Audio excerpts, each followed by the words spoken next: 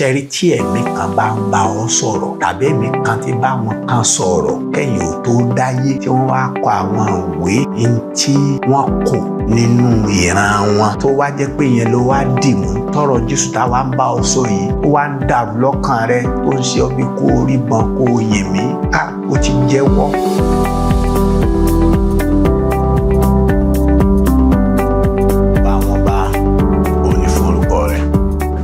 Finú rẹ̀ hàn wá òye ìwé mímọ́ jẹ́ kó yé wa. Kristi Jésù fara rẹ̀ hàn ọkàn kọ̀ọ̀kan bí a ti ń jẹ́rìí rẹ̀ yìí fi ìdí òtítọ́ yìí múlẹ̀ nínú àyà àwọn àyànfẹ́ pẹ̀lú iṣẹ́ àmì àti iṣẹ́ ìyanu. Jẹ́ kí àwọn ẹni ìgbàlà jẹ́ wọn rí gbàlà, àwọn tó ti rí gbàlà jẹ́ kí wọ́n rí ìgbéró àti ìdúróṣinṣin gbà nínú rẹ̀. Jẹ́ kí wọ́n ti pàṣẹ ọ̀rọ̀ rẹ̀ yìí ní ìgboyà kíkún láti dìde láti kéde ọ̀rọ̀ ìgbàlà tó wà ní Kristi Jésù fún àwọn aláìgbàgbọ́ tó yí wọn ká. A dúpẹ́ Olúwa torí pé ó ti ṣe bẹ́ẹ̀. Jésù Kristi Olúwa wa, àmín. Mo ń tẹ̀síwájú láti fi hàn wá ògo ẹni tí Jésù Kristi jẹ́ bíi ẹlẹ́dàá ohun gbogbo àti olùgbèrò ohun gbogbo. Mo fẹ́ tẹ̀síwájú láti fi àwọn ẹ̀rí ìwé mímọ́ hàn yín bí Jésù Kristi yìí ó ní ẹlẹ́dàá àti olùgbèrò ohun gbogbo. Àti ka Kólósì orí 1 ẹsẹ̀ 15 sí ẹsẹ̀ 17. Àti ka ìhìnrere Jòhánù orí 1 ẹsẹ̀ 1 sí ẹsẹ̀ 3 pé òun ló dá ohun gbogbo. Ẹ tẹ̀lé mi ká lọ sínú ìwé Éfésù orí 3 ẹsẹ̀ 9. Éfésù orí 3 ẹsẹ̀ 9. Àti láti mú kí gbogbo èèyàn rí kí ni iṣẹ́ ìríjú ohun ìjìnlẹ̀ náà já sí, èyí tí a fi pamọ́ láti ayébáyé nínú Ọlọ́run ẹni tó dá ohun gbogbo nípa Jésù Kristi. Kò sí àtakò nínú ìwé mímọ́. Jésù Kristi òun ló dá ohun gbogbo. Inú Kọ́ríńtì kìíní orí 8. Kọ́ríńtì kìíní orí 8. Orí 8 ẹ jẹ́ á wo ẹsẹ̀ 6 kí ọ̀rọ̀ yìí lè yé yín. Ẹ jẹ́ mú láti ẹsẹ̀ 4 kó lè bá yé wa ti ẹsẹ̀ 6. Nítorí náà ní ti jíjẹ àwọn nǹkan tá a fi rúbọ sí òrìṣà, a mọ̀ pé ohun asán ni òrìṣà láyé àti pé kò sí Ọlọ́run mìíràn bí kò ṣe ọ̀kan ṣoṣo. Nítorí pé bí àwọn tí à ń pè ní Ọlọ́run tilẹ̀ wà, Ọlọ́run yẹn bí wọ́n ti kọ́ nínú Bíbélì họ kékeré, Ọlọ́run kékeré tilẹ̀ wà, ìbáà ṣe ilé ọ̀run tàbí láyé, gẹ́gẹ́ bí ọ̀pọ̀ Ọlọ́run họ kékeré ti wà àti ọ̀pọ̀ olúwa. Ẹ gbọ́rọ̀ yìí o. Ṣẹ́rí tí ẹ̀mí kan bá ń bá ọ sọ̀rọ̀ tàbí ẹ̀mí kan ti bá wọn kan sọ̀rọ̀ kẹ́yìn ò tó dáyé tí wọ́n wá kọ àwọn ìwé tí wọ́n kọ nínú ìran wọn tó wá jẹ́ pé yẹn ló wá dì mú tọrọ Jésù táwa ń bá ọ sọ yìí tó wá ń dàrú lọ́kàn rẹ tó ń ṣe ọ bí kó rí bọn kó yìn mí. Ó ti jẹ́wọ́. Òòṣà ni ẹ, òòṣà. Gbọ́ ọ̀rọ̀ Ọlọ́run náà sọ àwọn kan wà lọ́run tán fira wọn pọ̀ Ọlọ́run tí wọ́n yìí sọ Ọlọ́run. Àwọn kan wà lórí ilẹ̀ yìí tán pera tán tí wọ́n yìí sọ Ọlọ́run tán fira wọn pọ̀ Ọlọ́run. Bíbélì mọ̀ wọ́n bẹ́ẹ̀. Ṣùgbọ́n fún àwa Ọlọ́run kan ọlá ní ń bẹ Bàbá lọ́wọ́ ẹni tí ohun gbogbo ti wà àti tí ẹni tí gbogbo wa ń ṣe, àti Olúwa kan ṣoṣo Jésù Kristi nípasẹ̀ ẹni tí ohun gbogbo wà àti àwa nípasẹ̀ rẹ̀. Jésù Kristi nípasẹ̀ ohun tí ohun gbogbo wà. Àwọn tí wọ́n ní lọ́lọ́run yẹn wọ́n yìí sọ Ọlọ́run, wọ́n á fi òfò sáyé ẹni o. Àwọn tó ń pè lólúwa yẹn wọ́n yìí sọ Olúwa o, wọ́n á fòfò sáyé ẹni o. Tí tí wọ́n bá ń ṣe nǹkan fún ọ báyìí ní ìsìn tó dàbí ẹni pọ́njẹ́ idán oríta ni wọ́n fẹ́ fẹ̀mí ẹ̀ ṣòfò ni o wọ́n fẹ́ fẹ̀mí ẹ̀ ṣòfò ni o wọ́n fẹ́ fàyérayé ẹ̀ ṣòfò ni o wọ́n fẹ́ fàyérayé ẹ̀ ṣòfò ni o. Jésù Kristi yìí tá à ń bá ọ sọ yìí òun ni Ọlọ́run tó dá ohun gbogbo, òun ni Ọlọ́run ẹni tó gbé ohun gbogbo ró. Jẹ́ ká tún tẹ̀síwájú, jẹ́ ká tún wo ìwé mímọ́, ìwé Hébérù orí 1 ní ẹsẹ̀ 10, Hébérù orí 1 ní ẹsẹ̀ 10, Hébérù orí 1 ní ẹsẹ̀ 10. Gbọ́rọ̀ Ọlọ́run àti wọ́ Olúwa látètè kọ́ṣe ló ti fi ìpìlẹ̀ ayé sọlẹ̀, àwọn ọ̀run sì ní iṣẹ́ ọwọ́ rẹ̀. So gbọ́rọ̀ Ọlọ́run báyìí, àkọ̀tàn asán lẹ́yìn ìwé mímọ́. Ọ̀rọ̀ Ọlọ́run ní Bíbélì. Káwọn kan bá ń tàn ọ́ pé irọ́ ni wọ́n ti dojú ẹ̀rú ní irọ́ ni afọ́jú ò lè fọ̀nà afọ́jú kẹ́yìn méjì má jìn sọ́fìn.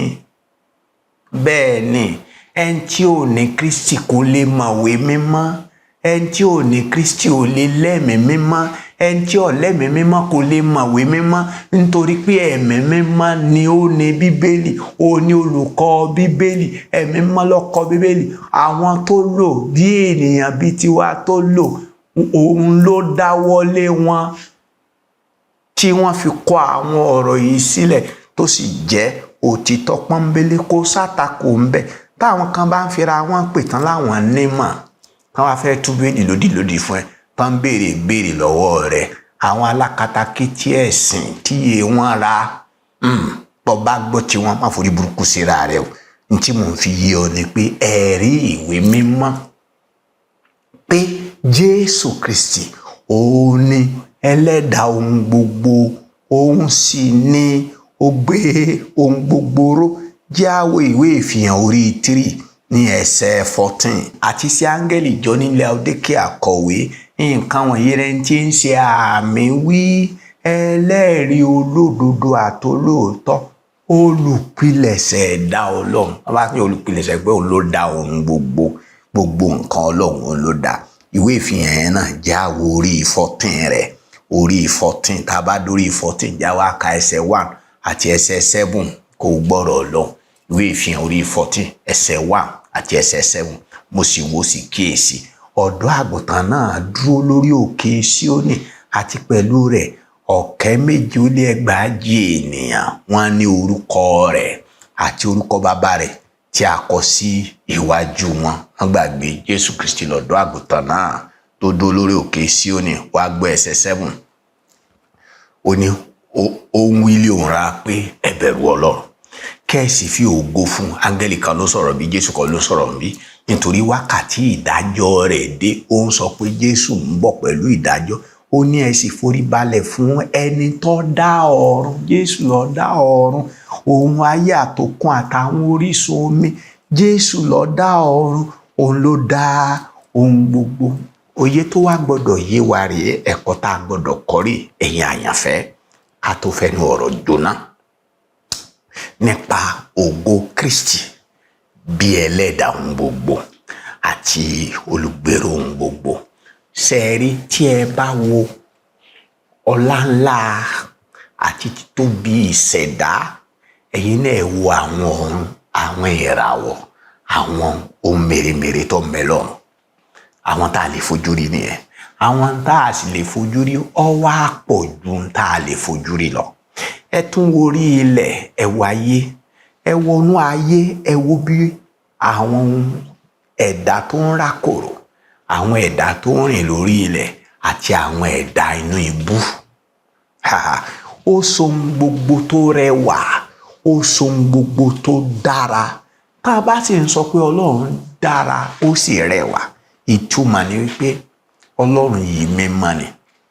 Bẹ́ẹ̀ tá a bá sọ pé Ọlọ́run yìí rẹwà torí iṣẹ́ ọwọ́ rẹ̀ rẹwà, ẹwà Ọlọ́run wà nínú ìwà mímọ́ rẹ̀. Ẹwà Ọlọ́run wà nínú pé ìfẹ́ ni àti ìmọ́lẹ̀ ni.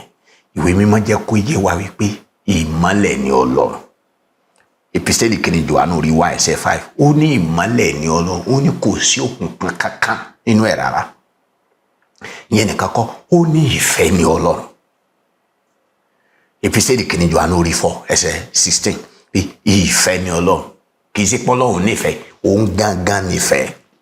Torí kí ló ṣe wá dá àwọn tó dá yìí? Àkọ́kọ́ fún àǹfààní ara rẹ̀ ni, ó dá fún ìfẹ́ inú ara ẹ̀. Ìwé ìfihàn orí 4 ẹsẹ̀ 11 ó dá ohun gbogbo fún afẹ́ rẹ̀. Nígbà tí Ọlọ́run dá ọ̀run, tó dá ayé, tó dá àwọn ìtẹ́, tó dá àwọn oyè, tó dá àwọn orúkọ, àwọn yẹn pọ̀ níranran wọn, a lè fojú ra wọn yẹn. Ẹ̀dá kan ni wọn, ẹ̀dá ẹ̀rí ni wọn, tó dá wọn níranran, ní agbára wọn, nínú ipá wọn, ó dá wọn fún ara ẹ̀ ni. Ìkejì ni pé ó dá wọn láti fògo rẹ̀ hàn ni. Tígbà tí ẹ bá wo ìwé mímọ́ sọ pé ó ní àwọn ọ̀run ń sọ̀rọ̀ ògo Ọlọ́run, òfurufú ń fi iṣẹ́ ọwọ́ rẹ̀ hàn. Ọjọ́ dé, ọjọ́ ń fọ̀hún. Torí kí ni ó ṣe dá wọn? Ó dá wọn kí a lè fẹ́ràn rẹ̀ ni. Bẹ́ẹ̀ ni pé nígbà táwa náà bá wo ìṣẹ̀dá àtonírú gbogbo tí Ọlọ́run dá, àwọn èèyàn kan tá a bá wora wa bọ́lọ́run ṣe dá wa níranran, ó yẹ ká wò pé ẹnìkan ń bẹ ìgbà ẹlẹ́ ti gbà wípé a sì wèrè làwọn tó lọ́lọ́run ò sí. Ẹni owó tá à ń sọ yẹn náà, àwọn kan lọ́lọ́run ò sí. Bá a ti ń sọ yẹn náà, ara ìsọ̀tẹ̀ ìyàn náà nìyẹn. Àwọn kan lè sùn lọ́lọ́run táwọn, pé èṣù tẹ́ ń sọ yẹn lọ́lọ́run àwọn, èṣù lọ́lọ́run àwọn. Ọlọ́mọdé yẹn ọgọ́, ọlọ́mọdé yẹn ọgọ́. Ní àdúgbò kan ní ìlú tèmi wà yìí, àárín làwa dé àdúgbò kan ni wọ́n bá gbé ère kalẹ̀, wọ́n lé sùré, wọ́n sì doyè ká ni wọ́n ń jó, àwọn ọmọ kéékèèké àtàgbà, kọ́lọ́ má ṣe wá lágbà dìdìrìn. Gbogbo àwọn tí iye wọn ra lórúkọ Jésù Kristi kí wọ́n rí ìmọ́lẹ̀ ológo. Nígbà tí èèyàn bá lọ fúnra ara ẹ̀ gbégi lé tó sì ń wólẹ̀ fún tó lọ́lọ́run nìyẹn. Ẹnìkan ni pé èṣù ọ̀dára yẹn pé kò sí ní tó sí èṣù, Ọlọ́run gan lè ṣù. Àwọn dẹ́fẹ̀ máa bọ èṣù, ó ti dá. Ṣùgbọ́n nǹkan burúkú ni, nǹkan burúkú ni, nǹkan burúkú ni. Kí ó lè yé wa pé Kristi yóò láfiwé ní ayérayé, Kristi ò láfiwé. Nínú ìgbà, Kristi ò ní àfiwé. Nígbà tí ìgbà bá tán, Kristi ò láfiwé. Ó sì ni olùgbèrò ohun gbogbo. Jésù yìí, òun ni olùgbèrò ohun gbogbo. Òun ló gbé ọ̀run ró, òun ló gbé ayé ró, òun ni ó jẹ́. Ẹ ó fi ìwé mímọ́ sọ pé ayé tá a wà nù rẹ̀ yóò fi ìdí rẹ̀ sọlẹ̀ lórí omi. Ọgbọ́n Ọlọ́run yìí máa bù àyà. Kéèyàn fẹ́ gbogbo ayé yìí kó sì gbé lórí omi, kó sì rì, kó sì rú. Òkun wà ń bẹ, òkun ń bẹ lókè, òkun ń bẹ nsàlẹ̀. A sì ń sáyé wa, ẹ̀yà àyànfẹ́, ó yẹ kó o ní Jésù yìí o. Ìwọ tó ń fapá já lórí Jésù, má ṣe rẹ níbí, má ṣe rẹ níka, má bá ayérayé ẹ̀ jẹ́, jàgbàdùà.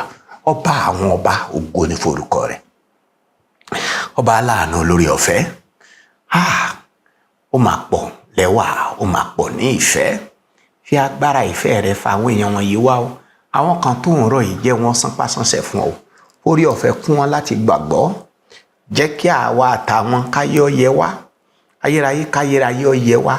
Ká fi ìjọba rẹ̀ ṣèrè jẹ́, ká sì máa jọba nínú ọlá ńlá ògo àìnípẹ̀kun rẹ̀. Ká máa gbé nínú ayọ̀ yìí, àìdíbàjẹ́ láé àti láéláé. Jésù Kristi Olúwa wa. Àmín.